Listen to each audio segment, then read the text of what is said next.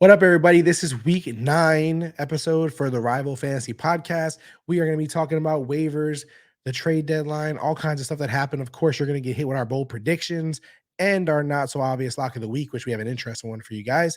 Let's go ahead and get into the episode right now. You are now listening to the Rival Fantasy Sports Podcast. Let's go.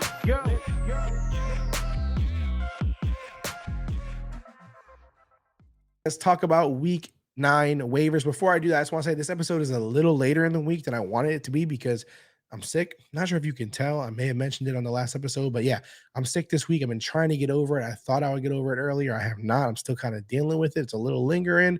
So as I get over this, it is what it is. You may hear me, sound a little different, sound a little nasally, whatever it is. I'm trying to get through it.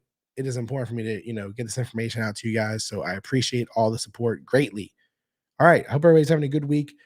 Week 9, it's interesting. There's a lot of stuff to look at.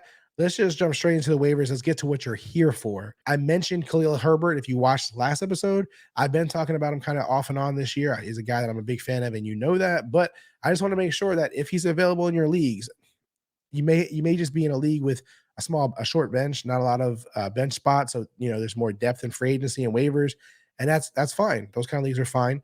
So he may be available still. If he's available on waivers, pick him up. You also, I know it's waivers, but you may be able to trade for him.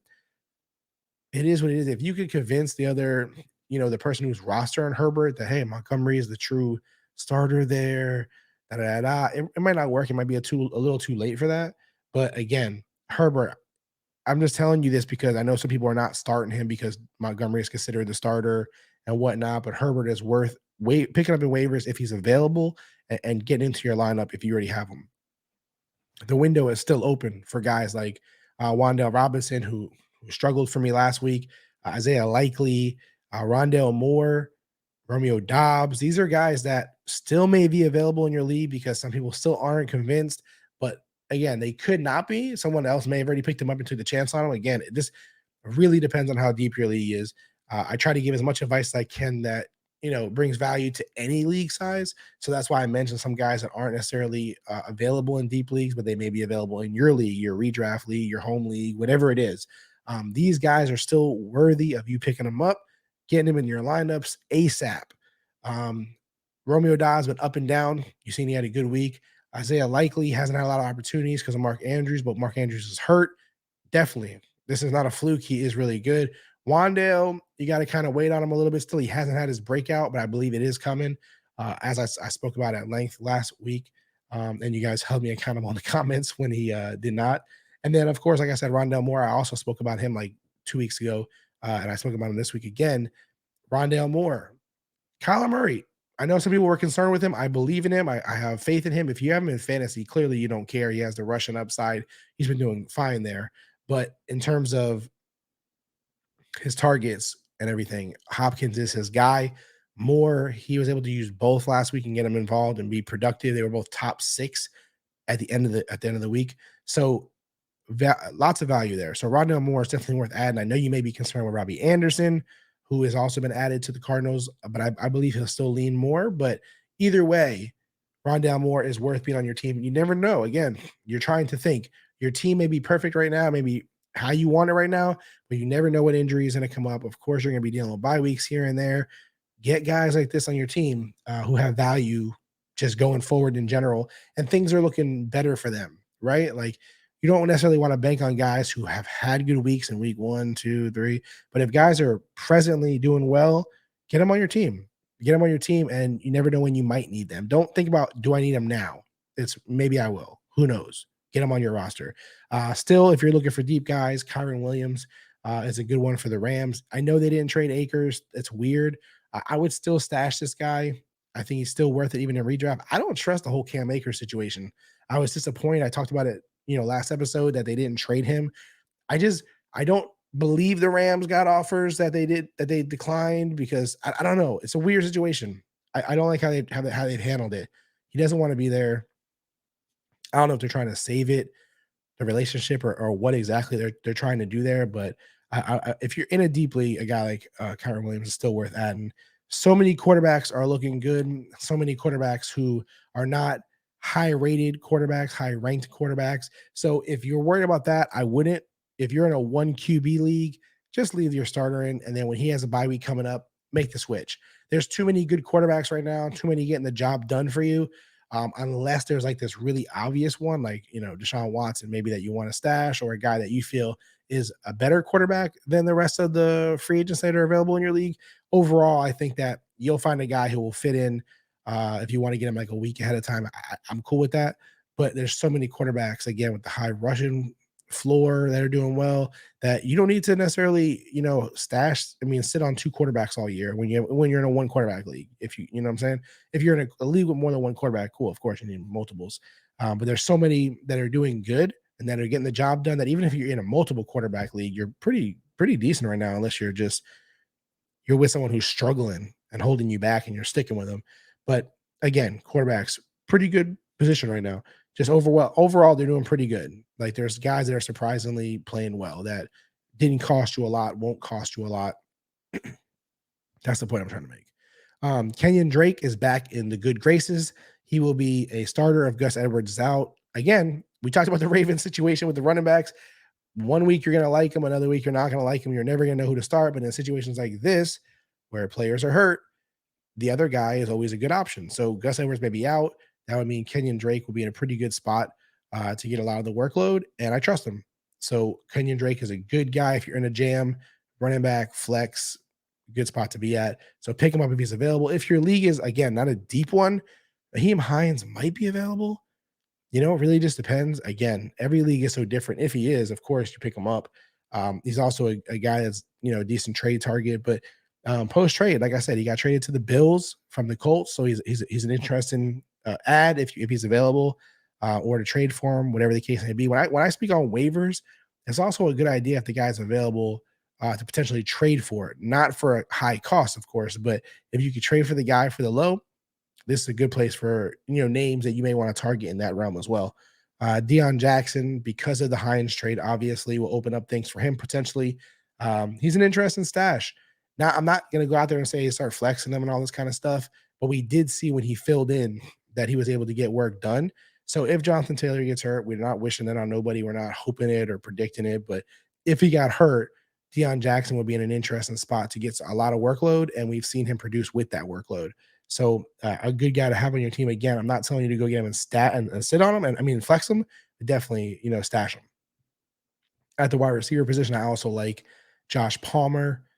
Of course, again, this is an injury related thing. The Chargers are dealing with a lot of wide receiver injuries, and Josh himself is hurt. So if he gets out of his issues, he's a good guy to have. And then so is the last one I want to mention for waivers. I think is an interesting one is Duvernay because of injuries as well. Like we just talked about, the Ravens offense is like dealing with injuries across the board at all positions.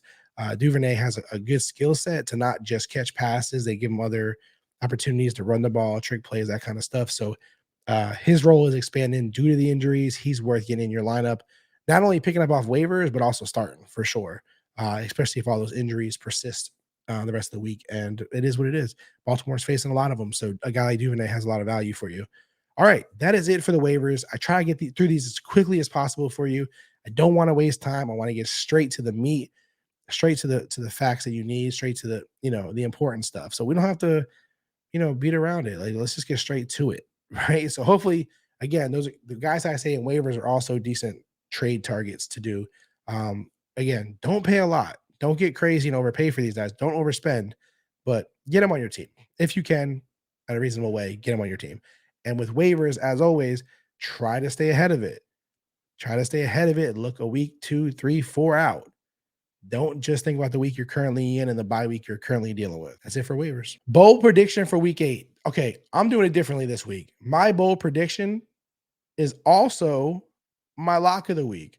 So my bold prediction is my lock of the week for week 9.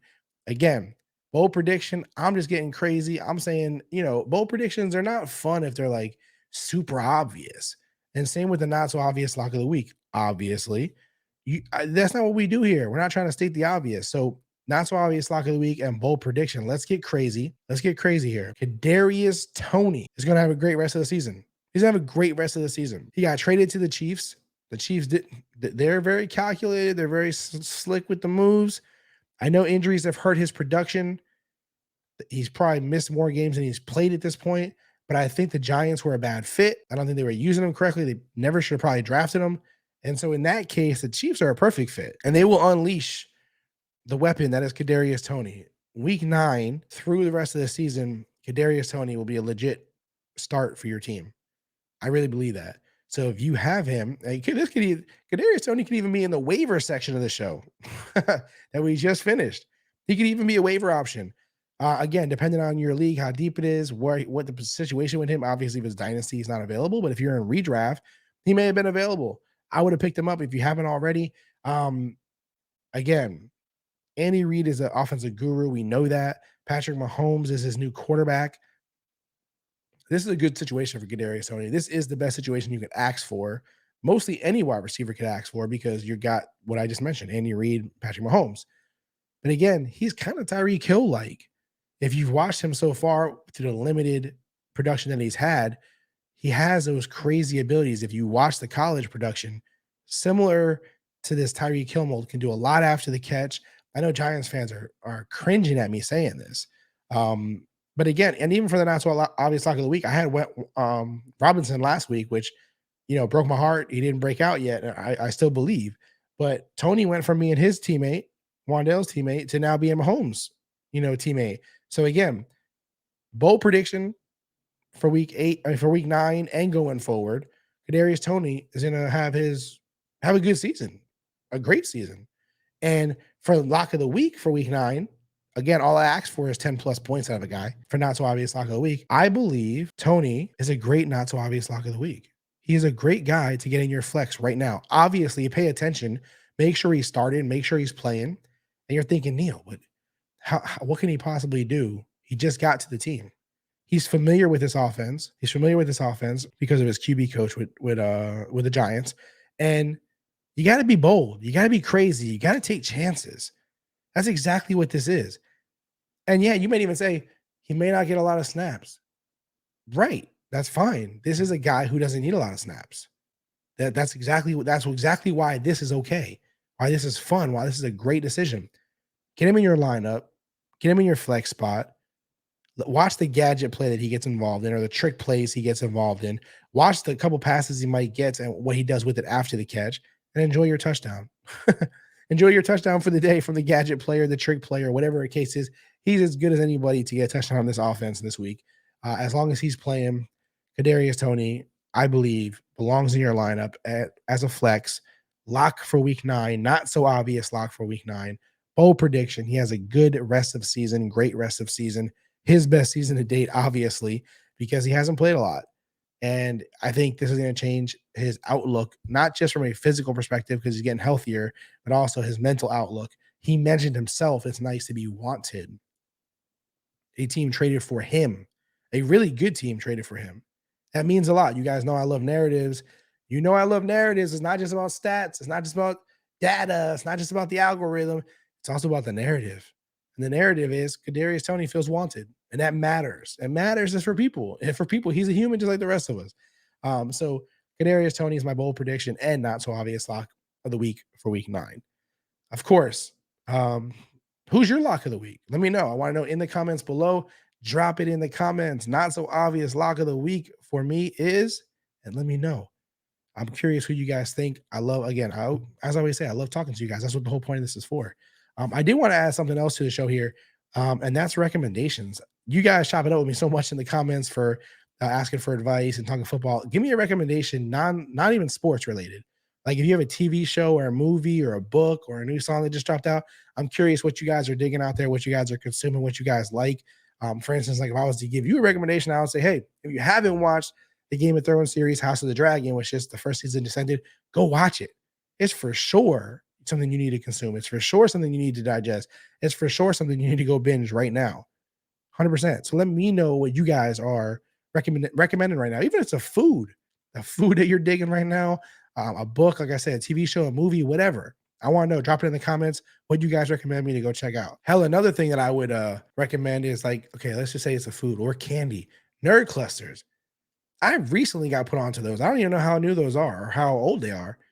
My brother said, "Man, these things are great. I never even tried them before." I got into them. I'm like, "Yo, these things are great. These are fantastic." Again, it could be a candy. It could be whatever you want. Drop it in the comments. Extra shout out to you guys who are in the comments every single week when we drop these episodes. I love it. You guys are always asking for advice. Who would you start? Who would you sit? We just talk football, the latest happenings in football. I love you guys for all that kind of stuff. So, and also for holding me accountable. You guys, that's a fun one, right? To jump in there like, "Hey Neal, you were wrong." It's gonna happen every single week. YouTube is fun for it. TikTok is great. People on TikTok love to slam you if they can.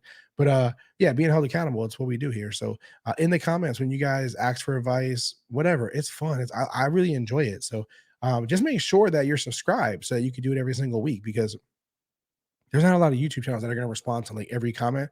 I respond to every comment, positive, negative, doesn't matter. If you're listening on audio, I know we can't really chop it up like we can on YouTube. So get on YouTube, watch us there. Even if you don't watch because you're in a spot where you can't watch it, you can still subscribe and then drop comments, whether you have start sit questions or, who should I bench? Who should I pick up in waivers? Is this guy, the better move, or this guy? Or if you just want to talk about your favorite team, or like whatever you're feeling this week, it's the easiest place to do it besides social. So if you get on YouTube, subscribe, and then you can just even chop it up in the comment section. If not, if you prefer social, that's always fine as well. At Rival Fantasy on Twitter, Instagram, and TikTok.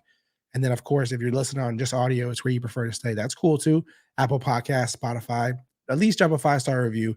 Let people know that, hey, this is a great show to check out in audio as well. And last but not least, rivalfantasy.com. Create an account, make a deposit, add another layer of competition to your sports watching. We got games on there for you to play.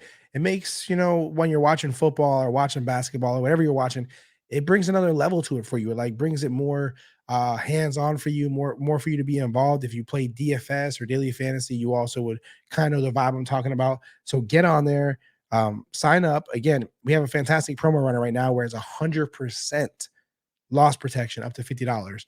I can't promise you how long it's going to go for. So create the account now, make the deposit now, play now. This way you have the loss protection, guarantee already in there for you. All right, guys, that's it for this week. I hope you catch your W's this week that you need. I'll see you guys for week 10. We'll recap week 9. We'll do all that good stuff. Hit us up anywhere you want. I answer questions on every platform. All right, guys, I appreciate your support. It's been crazy. I appreciate your support. It's been crazy. Love you guys. We're out.